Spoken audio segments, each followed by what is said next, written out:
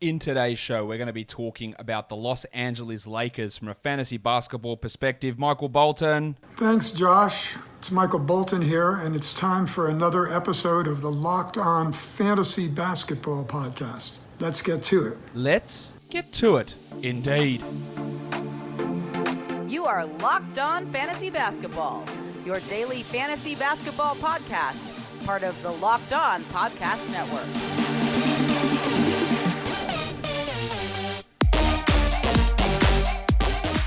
Hello and welcome to the Locked On Fantasy Basketball Podcast brought to you by Basketball Monster. My name is Josh Lloyd and I am the lead fantasy analyst at basketballmonster.com and at Yahoo Sports Australia. And you can find me on Twitter, as always, at redrock_Beeble and on Instagram at Locked On Fantasy Basketball. We are here to talk about the Lakers. We spoke with Brian Kamenetsky earlier on from Locked On Lakers about a local perspective on this team.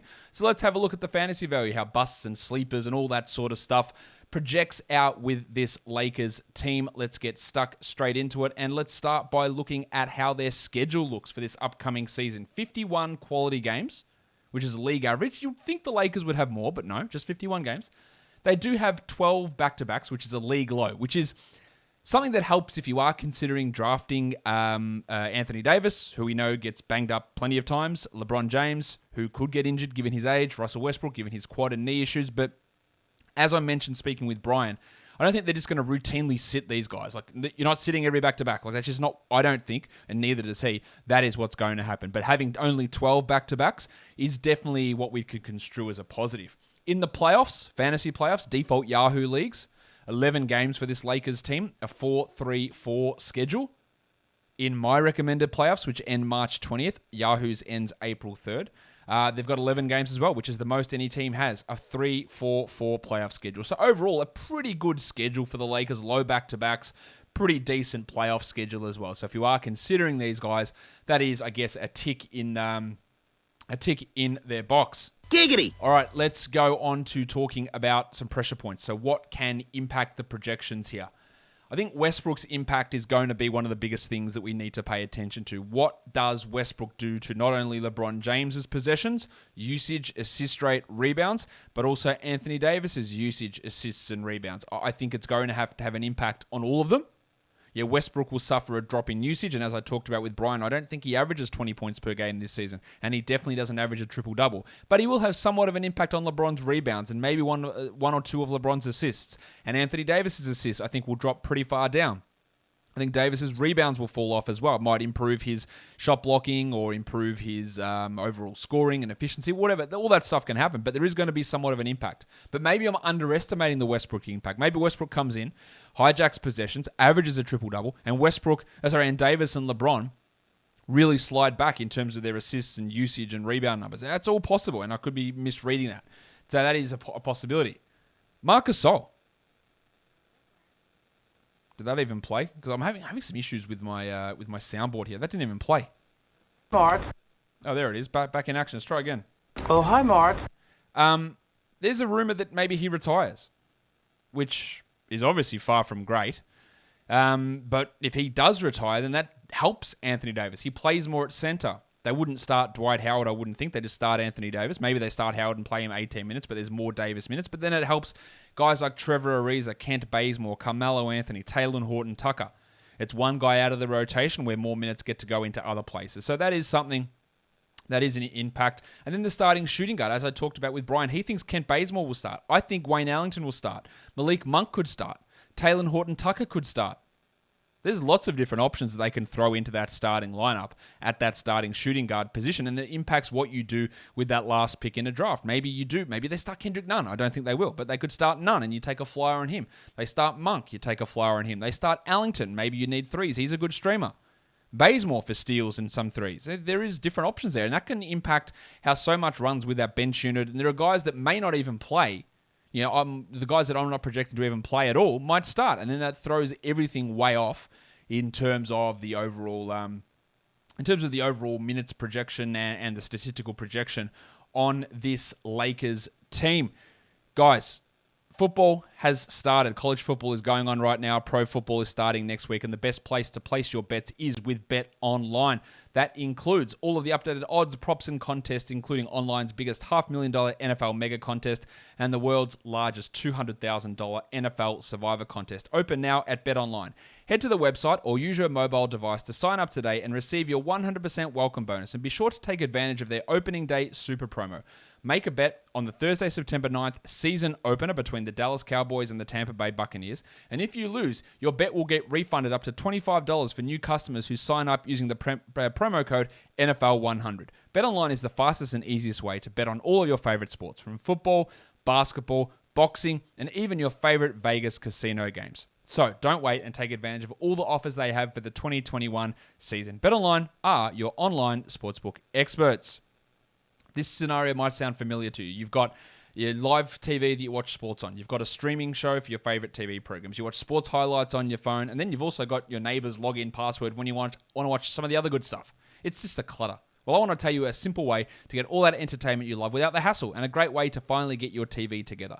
It's called Direct TV Stream, and it brings your live TV and on-demand favorites together like never before, so you can watch your favorite sports, movies, and shows all in one place. That means no more juggling remotes and no need to buy another device ever again. And the best part, there's no annual contract, so get rid of the clutter and the confusion and get your TV together with Direct TV Stream. You can learn more at directtv.com. That's directtv.com. Compatible device required and content varies by package. Let's look at breakout candidates on this team. I think, the only real two young guys on this squad, Kendrick Nunn sort of, are Talen Horton-Tucker and Malik Monk. Horton-Tucker, they've just paid a decent contract to. He's 20 years of age. Maybe they start him, maybe they don't. But there's a real chance that he just becomes that good that they have to give him a 26, 27-minute a night role. I don't think it'll happen. But there is, if we're going to look at breakout guys on this team, I think that discussion doesn't quite start and end with him because Monk's in that list as well. But it's pretty close to starting and ending with Talen Horton-Tucker.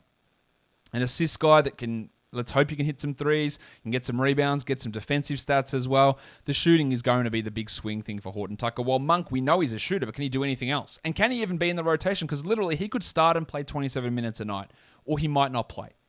If he develops an ability to be a secondary ball handler, a 40+% three-point shooter, a not terrible defender, then there is a role for him. Or he might not play at all. But he could absolutely blow up into a key part, or he might just be a guy they throw in for emergency use only. Let's look at some sleepers. And there's some interesting guys here. Now, in general, the Lakers guys don't normally get labeled as sleepers because we know the Lakers' popularity around the world. It tends to push their draft value up. There is a couple of situations here that are worth monitoring. Talen Horton-Tucker is at 316 on Yahoo. Now, I don't think that he's a must-draft player by any stretch, but he could easily be the fourth best player on this team from a fantasy perspective. Very easy. And in deeper leagues, you need to pay attention to that.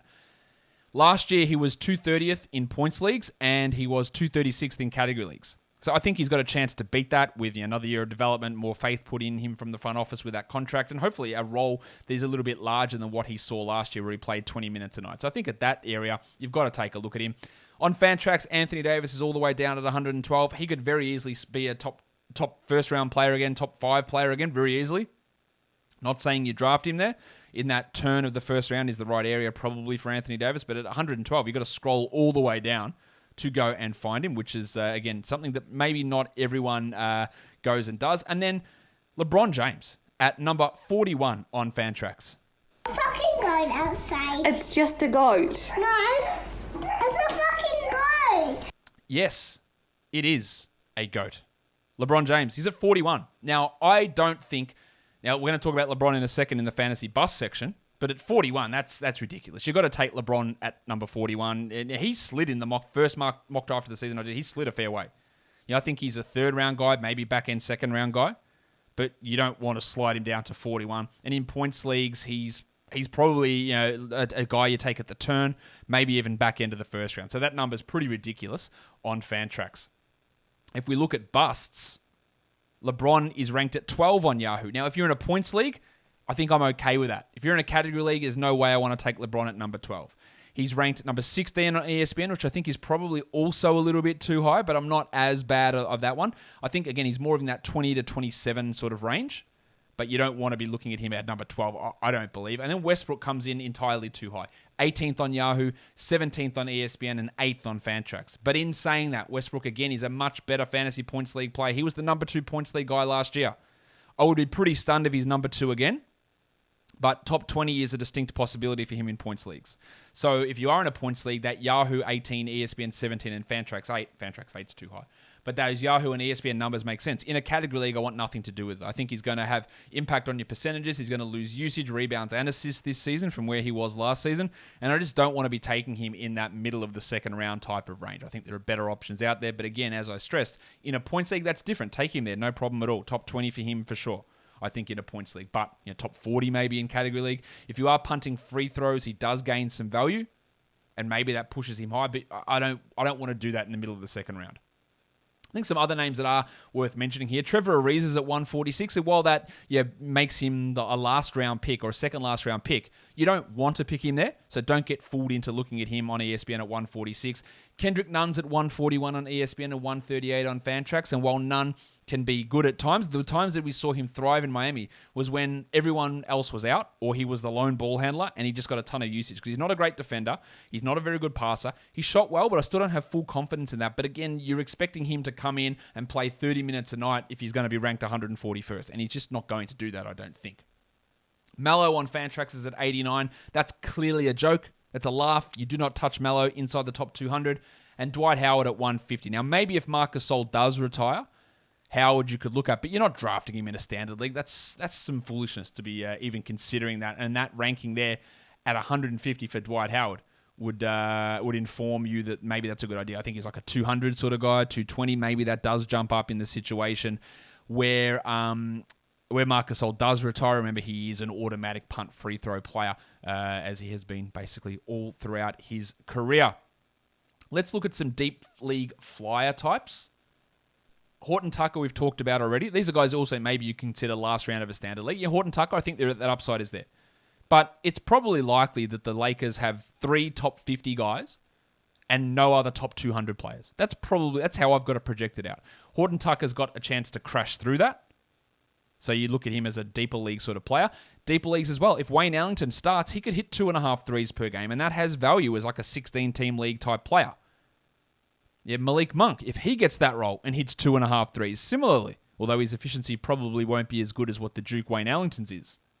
And then Trevor Ariza, again, I think he's got a solid role. I don't think he's as good as what that ranking on ESPN would have suggested, but in 18 and 16-team leagues, I like taking Ariza because his combination of 3 steals, defensive on-court ability is going to have him with a pretty regularly sized role, I would imagine, on this Lakers team. So they're probably your later round guys, but there's so much uncertainty. I'm not that keen on Kent Bazemore, but maybe Bazemore gets a role ahead of Monk, or he gets it ahead of Ellington, or Mallow gets more minutes than Trevor Ariza. All this stuff is a possibility. This rotation, we just don't know. There's just so many different parts and pieces in this squad that it does make it quite difficult to try and figure out where everything is going to fit.